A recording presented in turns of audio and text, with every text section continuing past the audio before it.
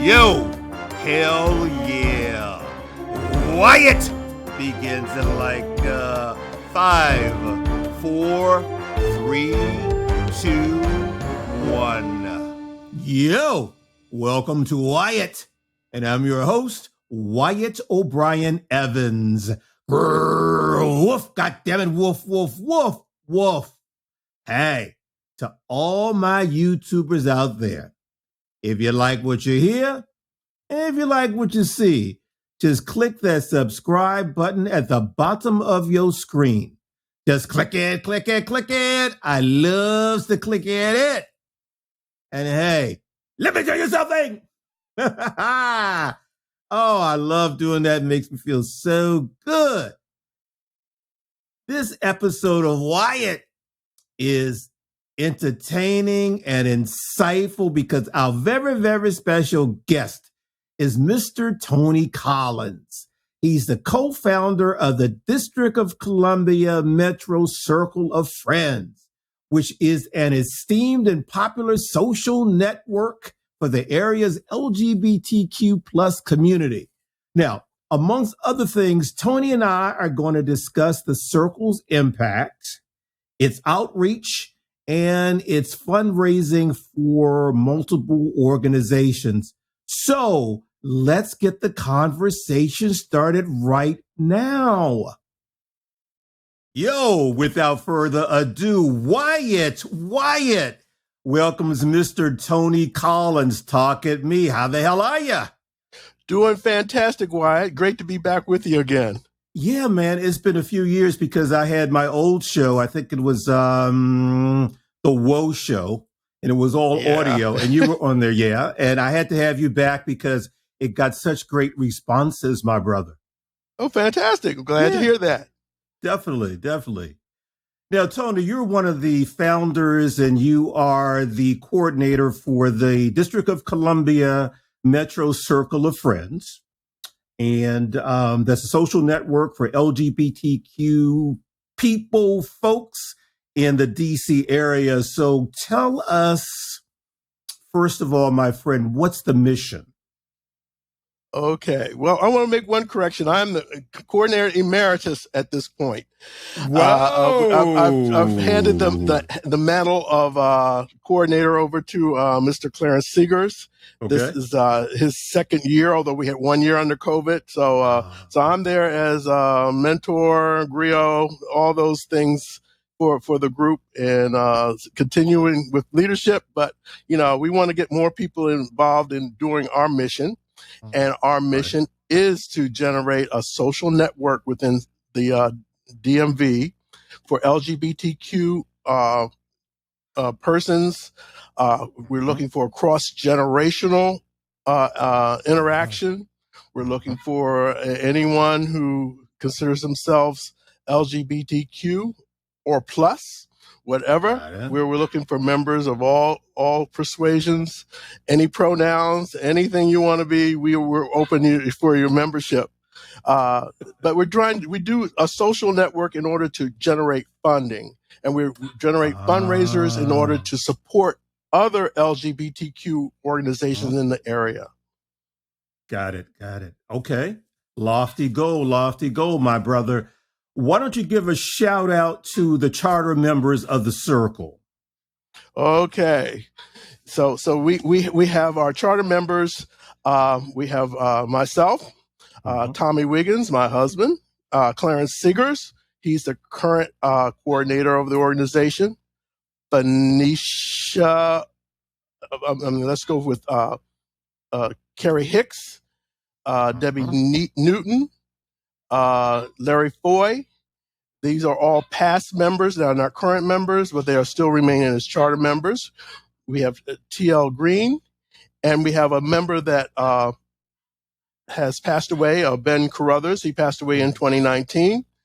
And our coordinator is Phoenicia, and she is our co-coordinator currently right now.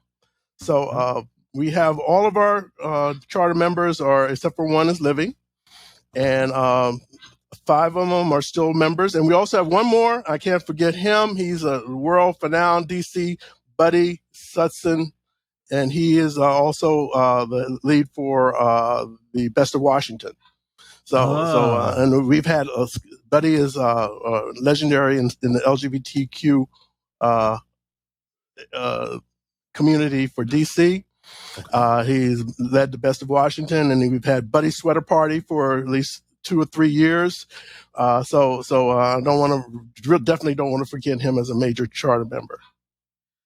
Well, you know what, my brother. Let me tell you something. You did an excellent job remembering all those names, man. Yes. Thank you. I'm trying. Well, that's impressive. I could see you, getting your Academy Award, and you've got this long laundry list of people, and you would not forget one single person. Well, yes, I would. But, my notes would be in my pocket, believe me, at this point. Okay. Definitely at this point. All right. Well, the Circle does a lot of fundraising for organizations. Tell us a little bit about that. And which organizations have you guys been fundraising for?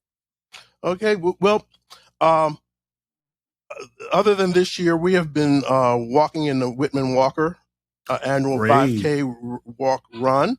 Okay. We've made donations to Thrive DC, Wanda Alston Foundation, which we us helping us people into living. That's another organization that we've supported.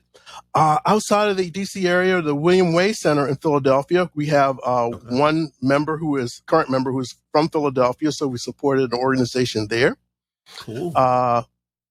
We've done Shauna Alexander's clothing closet in Baltimore, and did a clothing and toiletry drive for them.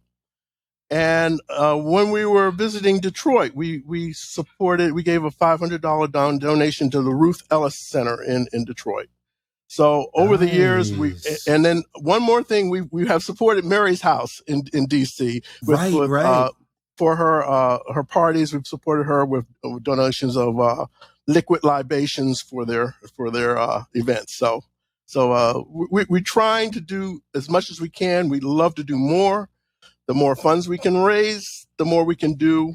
So anytime you see an event from DC Metro Circle of Friends, remember, we are a 501c3 nonprofit. Either a portion or all of your ticket purchase would be tax deductible. And please, we're not out here to make money for ourselves. We're out here to make money for the community and DMV. Gotcha. Well, listen, Mr. Collins, I like me some liquid libation. So, I mean, Let me move. I think the glasses are behind me. We're ready for them. That works quite well for me.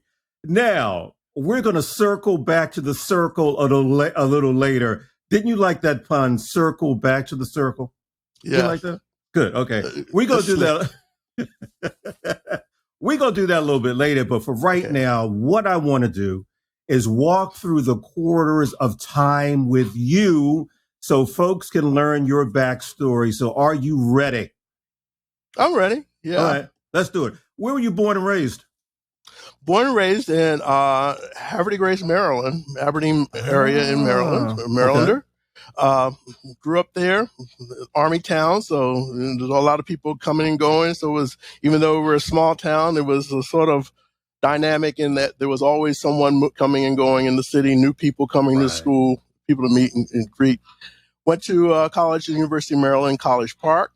Graduated from there in political science.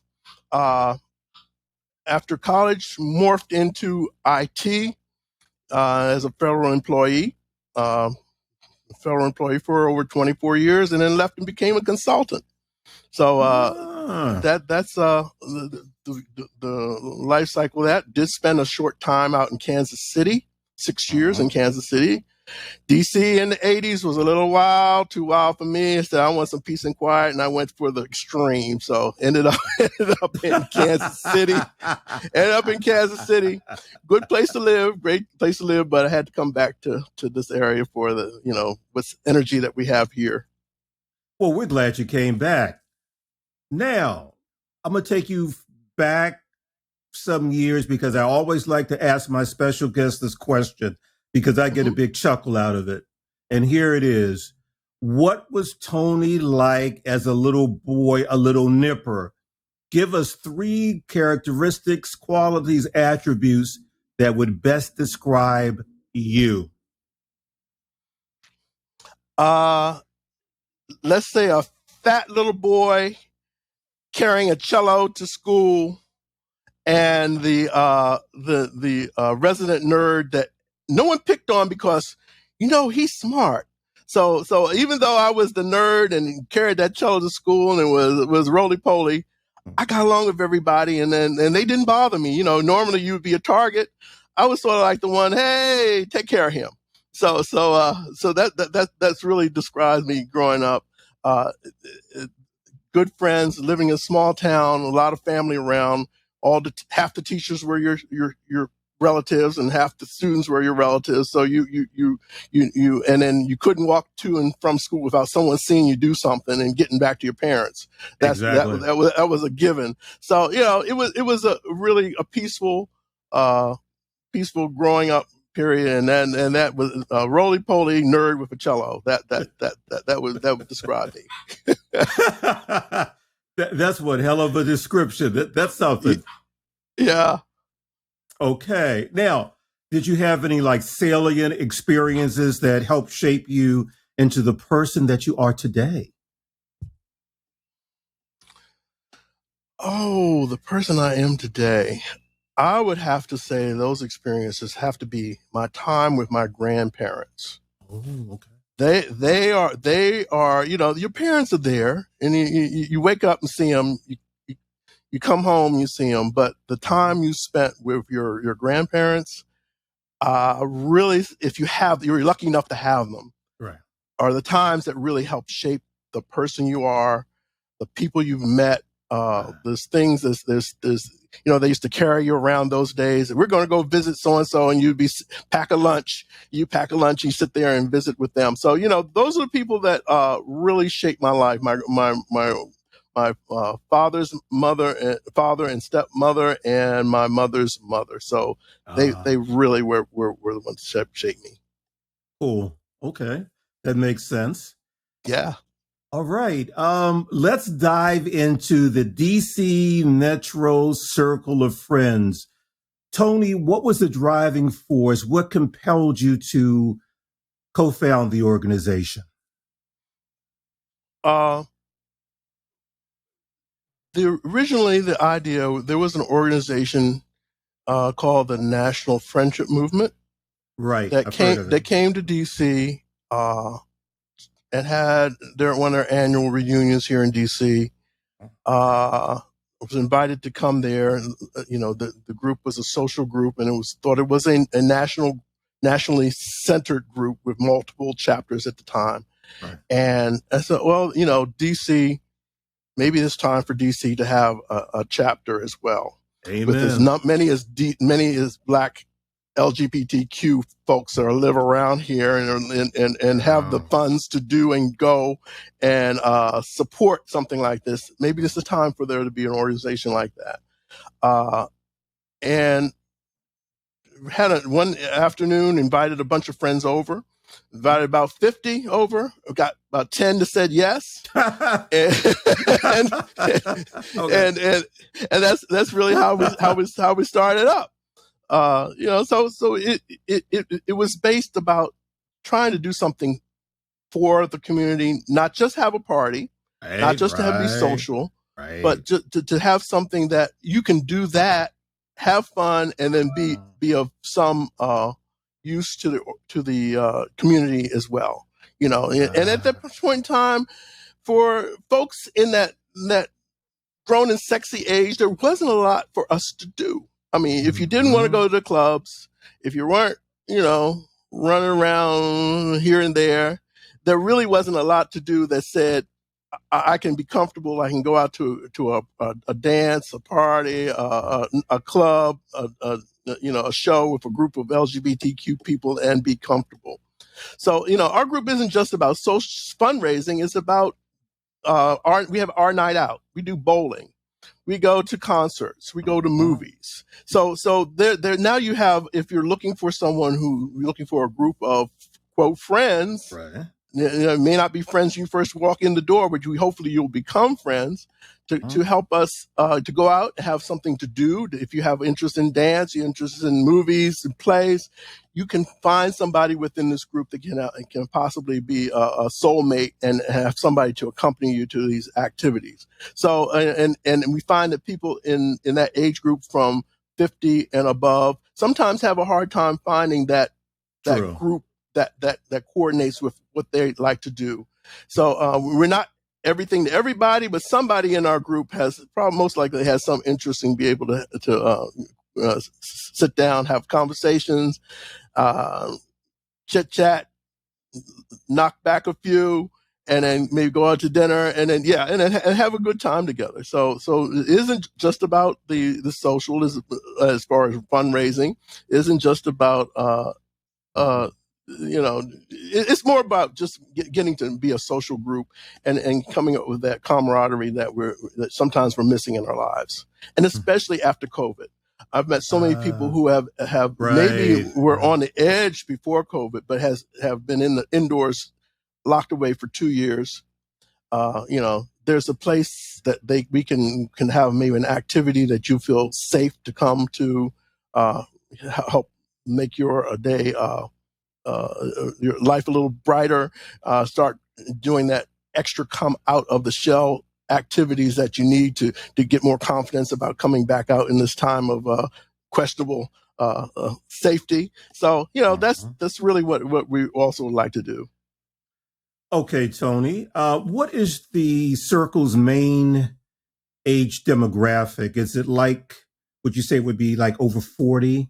Or does it just cut across? Well, right now we range from I think the youngest one is in mid 40s, oldest mid 70s. Oh, he's just a baby. The mid 40s to 70. But the thing is, we've always been trying to do an outreach to younger LGBTQ persons in the DC area. We've reached out to the college. The groups at the colleges, no response. It's great. Really? You say great, but we've multiple times we reached out to the HBCU in the area. And said, we here as mentors, we'd like to coordinate with you. We would like to join you. Would you like to work with us?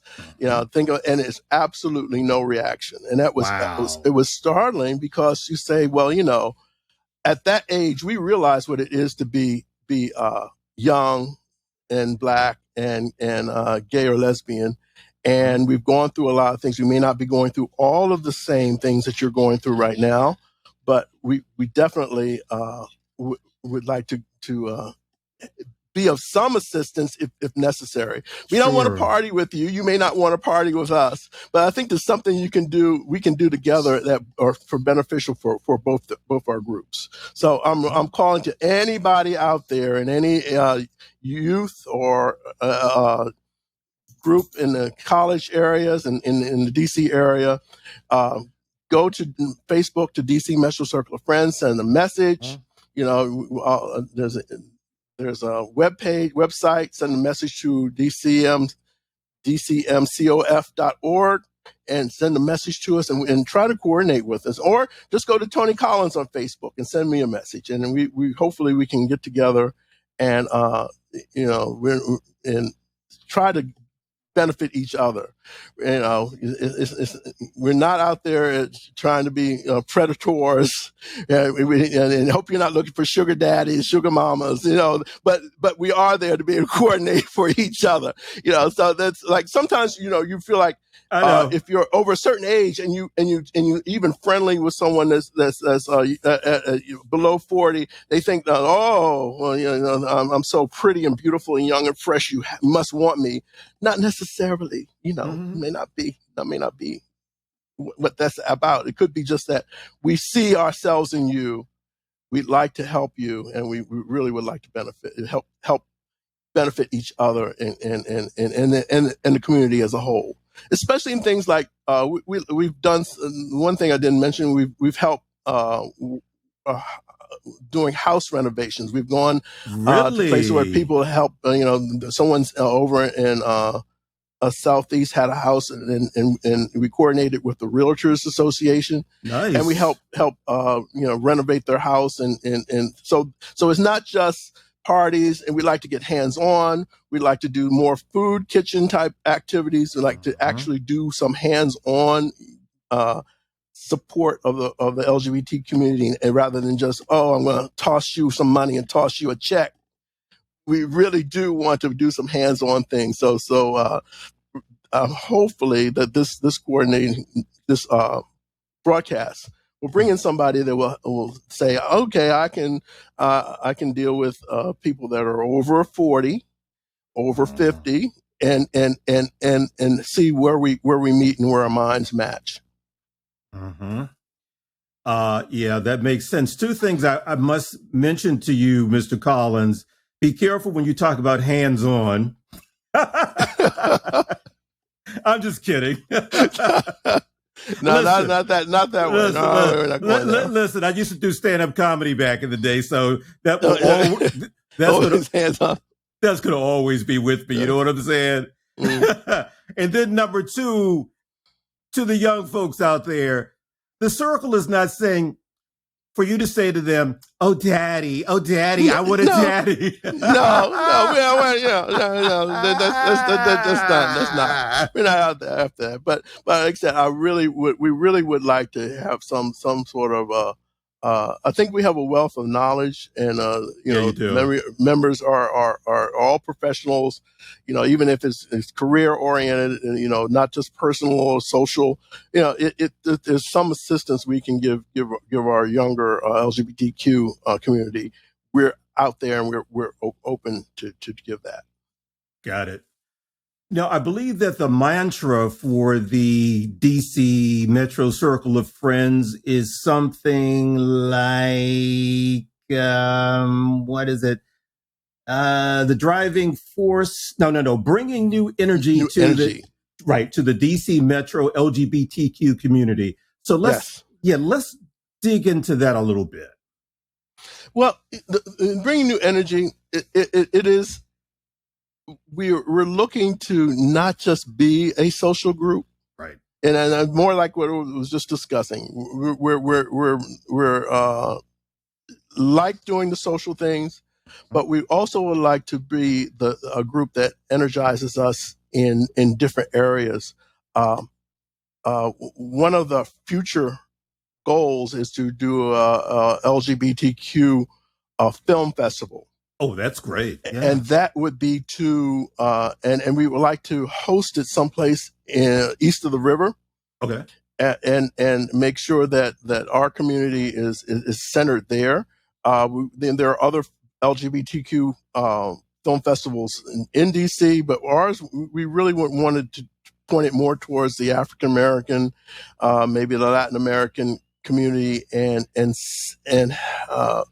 have more focus in that area. It's been one of those stretch goals for our organization since we started in 2014. Haven't been able to get there yet, but we're looking more and more like we've found someone that's going to help us write a grant, hopefully to generate some funds to support that effort. So that is one way we're in the arts. The other way is in the healthcare. there's the concept of having a Black Men's Wellness Month. Okay. At some time, and hopefully in 2024. There's a group out in LA who has been doing that for 25 years. They've been doing a Black Gay Men's Health Wellness Month. And that idea really sparked something in me. And we, even though we think the AIDS pandemic is over, it is not. People are still becoming HIV positive. Absolutely. There are more monkeypox has shown up as a disease within the LGBTQ community. There's always going to be some health issue, just general health care of Black men, as in fact in dealing with high blood pressure, diabetes, the things that are the biggest killers of African American men in the country. Our goal would be to try to coordinate some sort of effort to do a Black Gay Man's Wellness Month within DC. So those are stretch goals. We may not make it for 2024. But we also may make it. We may make it for 2044. You have to put something out in the air. You have to speak it to make it so. You do really have to speak it to make it so. So we're looking for anyone out there in the healthcare community that that really can say, well, these people don't know what they're doing. How are they going to do this? I'm going to be honest. I don't know how we're going to do it. I don't know how it's going to happen, but you have to do the energy and say, okay, now I've got to find the people who can make it happen. Who's the healthcare expert that sees or hears something like this, or will listen to the idea and say, yeah, I may be able to help you, and I may be able to know somebody else to assist you. So again, in order to be an organization that energizes a community, you can't just be shut up in a ballroom or shut up in a bar somewhere and having cocktails and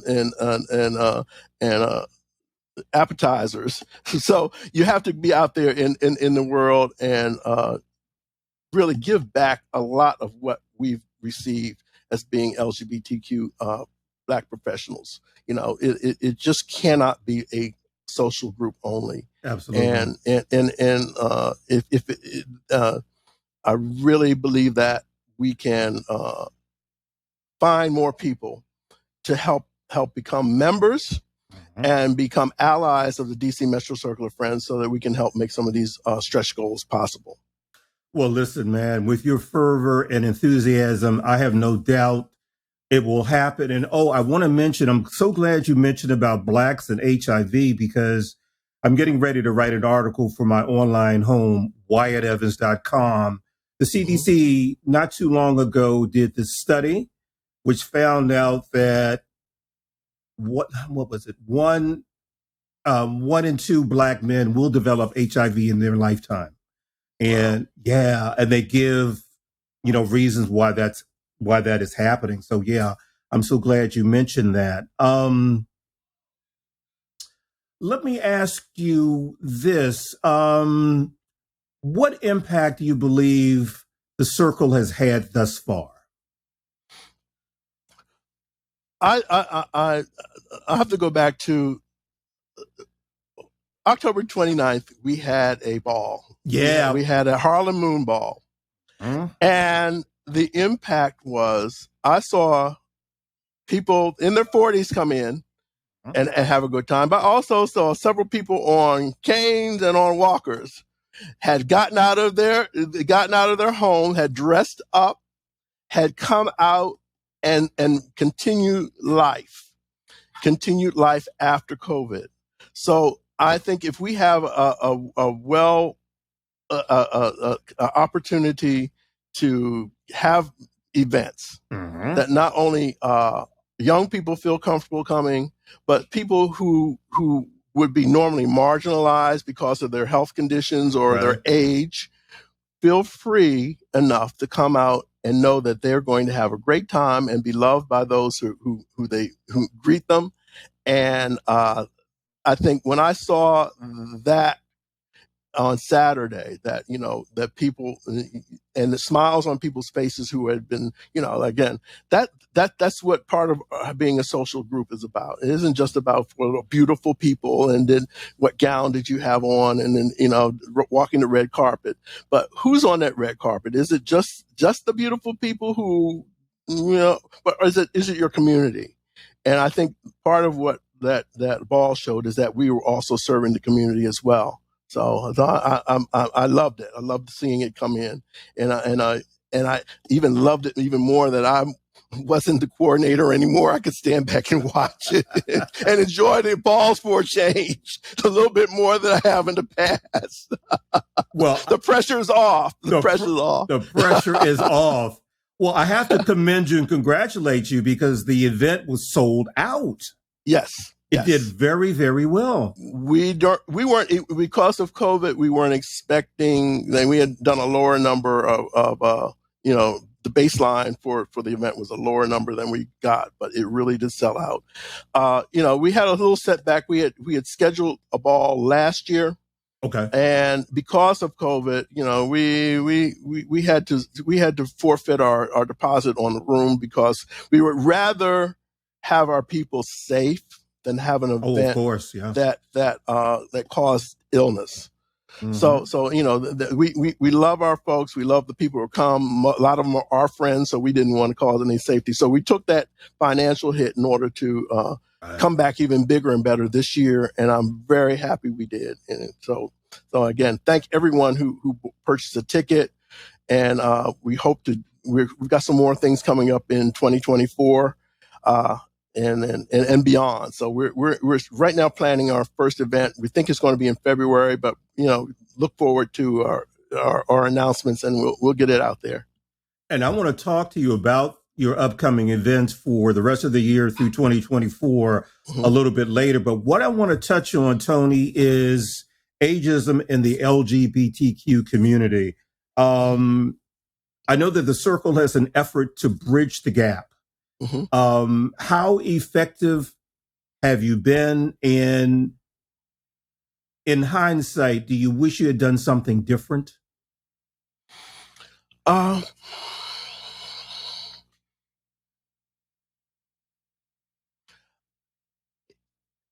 think LGBTQ ageism is bigger than us. Mm. We had Buddy Sweater Party last year, and one of the comments on Facebook was, "Oh, it was a great event. I hadn't been in a room full of antiques before." Oh, ouch! Oh, whoa! Ouch! Damn! Yeah. So But the thing is, I took it as a badge of honor because I would rather be an antique today than a young fresh thing in the grave at 20. So that's an excellent point. You made and the thing is, if your God gives you the breath in life, you'll be an antique one day too. Yeah. So it's more of a concept that you talk to anyone that's any age, and they say, "I don't feel the age I am." Immediately, even if I just don't. There's no way that I'm not 30 inside of here. I don't know what falling apart on the outside, but inside I'm still my mind, everything, all that's still there. And it just takes more education. It takes more being around each other than we currently are. It doesn't have to be, if as I said earlier, if we're lucky enough to meet another, college group of students, it could just be a afternoon mixer, stand around, chit chat, type thing, just to make sure that we are in touch with each other. There's a lot that our antiques can give and show, and it really is a way that of thinking that has to go over. And the thing is, some of these people that think the antiques are not that much younger than us. But true. They think, "Oh, yeah. I'm so young and fresh and Davy, yeah. I know that date. I know the date." So, right. I don't listen, they're not seeing reality as it is, and it's warped. You know what I mean? Yeah. You're looking at everybody else, and the mirror will tell the whole story, babe. So let's get real. Say if you're 55, hey, you're only 5 away from you're 60, 10 from 65. You're not that much younger, and after a certain age, the maturity level, you've grown to a point where you have something to say to anyone of a certain age. So take that out of your head that you're still young, fresh, and 21, and you really aren't. I don't care what you put on. You can dress up, you can go to the gym, you can pump it up, you can diet up, you can anything you want to. But sometimes you only look like old Miss Young when you walk out the door. So please be careful. Well, look. My audience, I have to say 2 things about that. Number one, some of these folks are looking in a funhouse mirror. I mean, everything is askew. They're not really looking at the real person. Real thing. And number 2, oh, Daddy, you look so good for your age. You just look so good. You may be 60, but you look so good. Yeah. It doesn't work. It doesn't work. So and one thing I kept saying, Phoenicia, during our list of people, Phoenicia Ballard. I kept putting her last name. You talk about remembering names. Her last name flipped out of my head for the moment, but it is Phoenicia Ballard, and she's our co-coordinator. And I'm going to say, I'm so glad that our group is both men and women. Right. It brings a different energy. That's part of the energy too. It brings a different energy to a group than if it's all male or all female. Yeah, that's true. We actually play off each other as far as deciding how to do things and how to set things up, and what is the best strategy for selling tickets and the best place to have an event. Things I don't think about. Oh, we need parking nearby because I don't want to walk down. Those are things that men would say, oh, yeah, I'll walk down the street anyway. But it makes everyone feel inclusive, and it makes everyone feel safe, and it helps make our events better. Really the one group and we don't have any trans gender members yet. Okay. We welcome anyone from the trans community to become a member. That is not an issue with us. So we really would like to be an all-inclusive group of spanning the generations and going across all the letters in LGBTQ and becoming a group of that's more visually what the community really is. So all these are high level goals, but you got to have them. If you don't have them, you got to be able to change, work out what's working, what's not working, how you're being successful, how you're not being successful, and then change accordingly. One of the main reasons why our group is not in the National Friendship Movement anymore is that we felt that there wasn't enough change going on. There's too much tradition. It was tradition. Tradition will kill you. Because tradition is meant, I'm going to do it like some dead person did it. So that person who started that tradition is dead, and you're still doing it, and they're dead, and you're still doing what they're doing. Hello. Well, you have got to think outside the box, right? You have to entertain fresh ideas. Yeah, and that's where you generate the energy. If you can say to a young person, "I don't want to do this way anymore."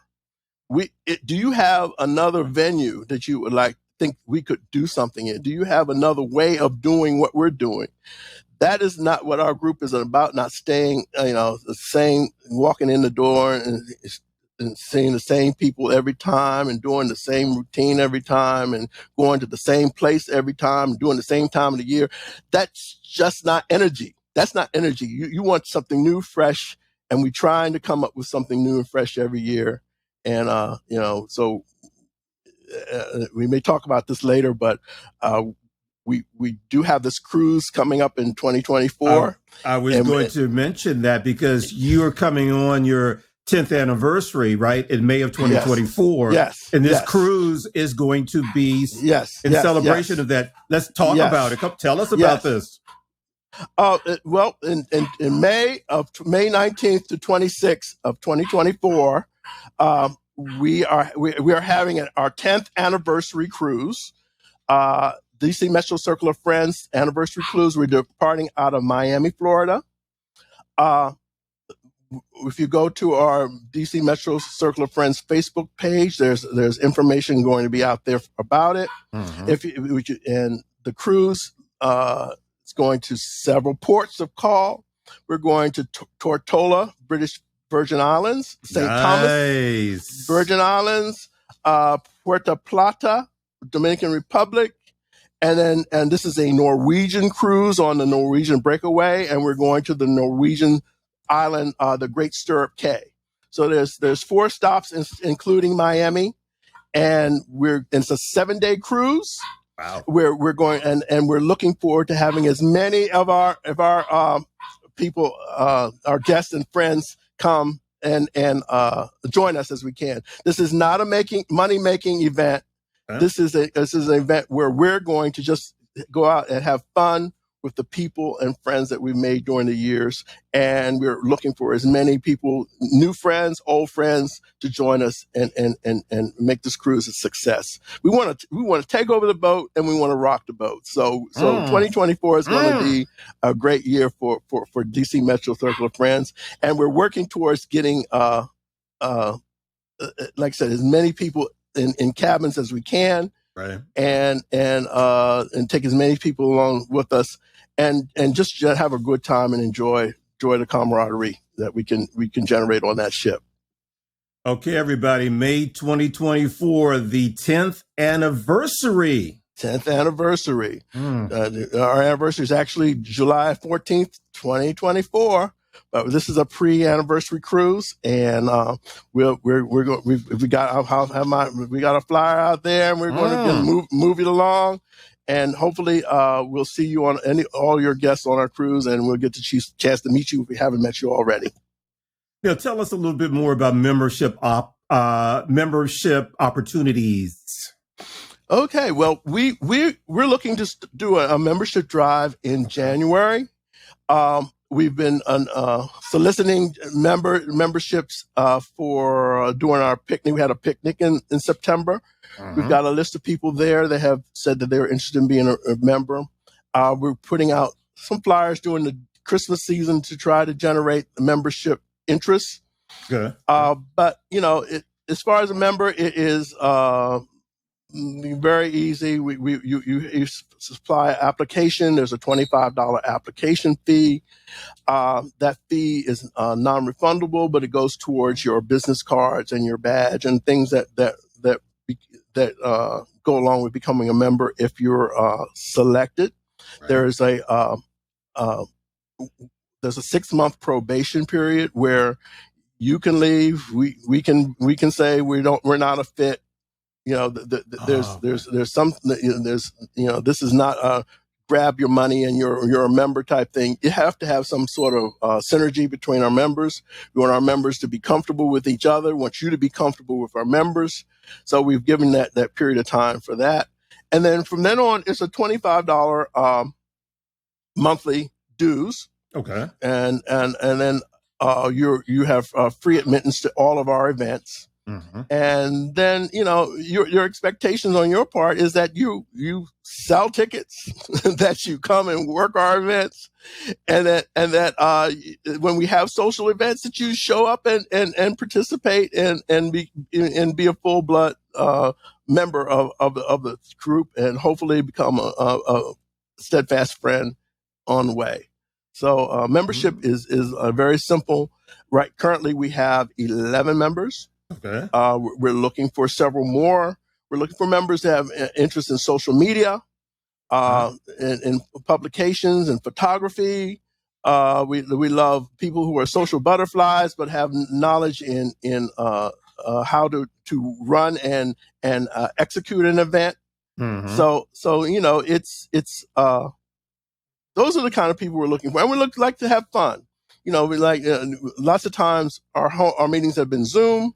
Right. But we really would we occasionally, and really trying to go back to every other month, having meetings in each other's homes.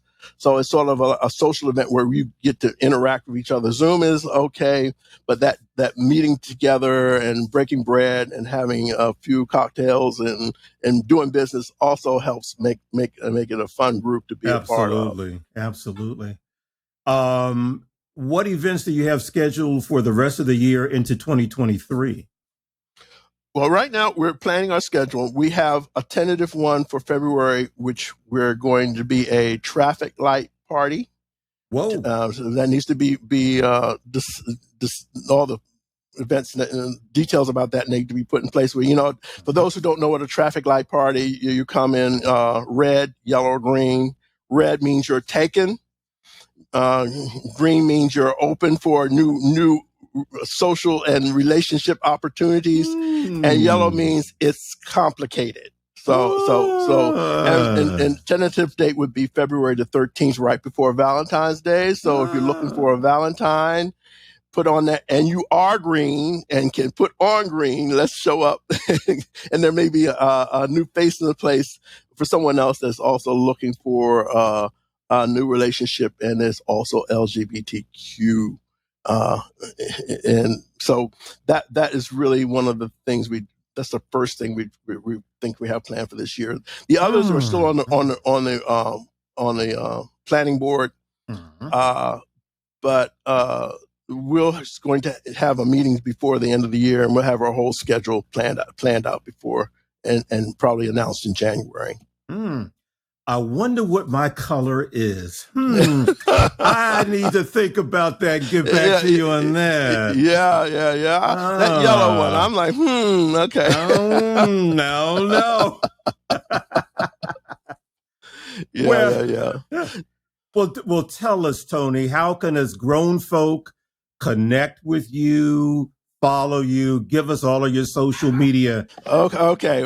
Our social media, we are on Facebook, DC Metro Circle of Friends. Please go to Facebook and send a message to us there. You can go to Facebook to Tony Collins, and you'll see my face out there, and you'll see my pug that you hear parking over the side. As I was going to ask about him. He wanted to be part of the interview. Yeah. And you can send a message to me directly. Okay. We also have DCMCOF.org website. There's a contact link there. You can send a contact to us in that way as well. Okay. And I won't try to do our email address, but if someone's quick enough, you can do it. It's DCM Circle of Friends 2014 @gmail.com. One more time. DCM Circle of Friends 2014 @gmail.com. So if you try, just slow the tape down and you'll get it and get that. It's also our email is also on our Facebook page. You can find it there as well. So we are really open to growing our organization, to growing our silhouette in the DC area, as far as, again, the goals and I talked about earlier, as far as doing the healthcare and the film festival, and we need the continued support of the LGBTQ community. Right. A lot of people know of us. You'll walk around. Did you hear it? Oh yeah, I've heard. Have you ever gone to one of their events? No, never did that. Well, I'm challenging everyone who's even heard of our group. Okay. Come to one of our events. We have a free picnic every year in the park. Every year, September, we have a picnic in Rock Creek Park. If you don't want to put a dime down to meet us, come free and bring a picnic lunch and come out and meet us then. We do. Sometimes we have supported other. One I didn't mention I saw this previous guest is Trey Floyd. Yes, yeah. The play promoter and TV show promoter. Right. We have supported him several times when his plays come in town. He's allowed us to support and put out a booth, an information booth at the entrance of his theater.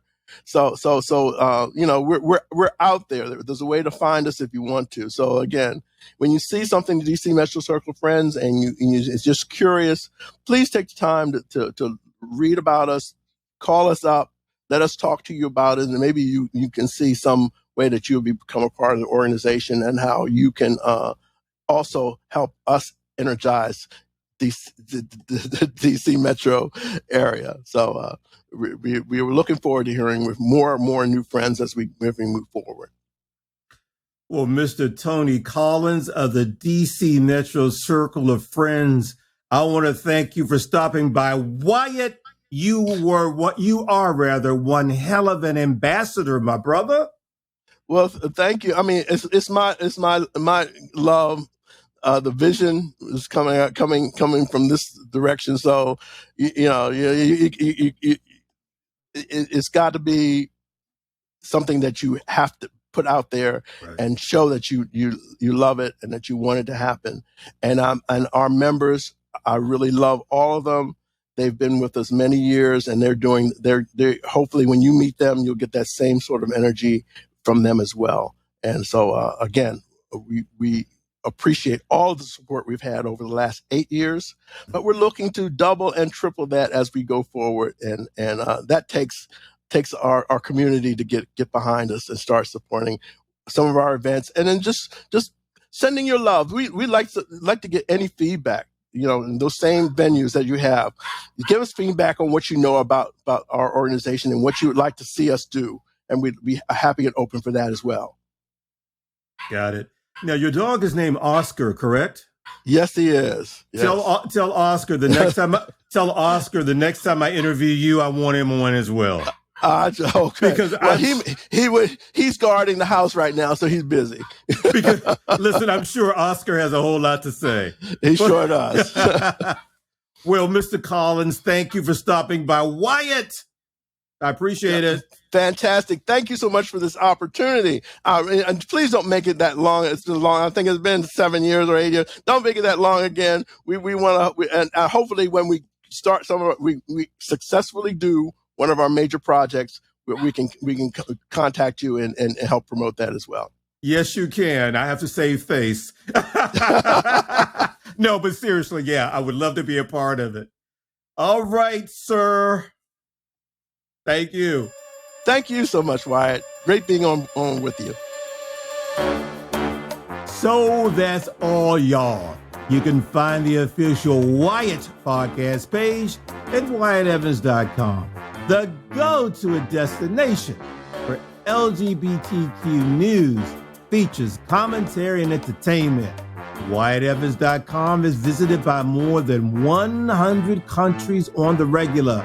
And all I can say to that is, yeah, baby. WyattEvans.com is where you'll find my smoking hot, HAWT hot, Nothing Can Tear Us Apart series of novels, y'all.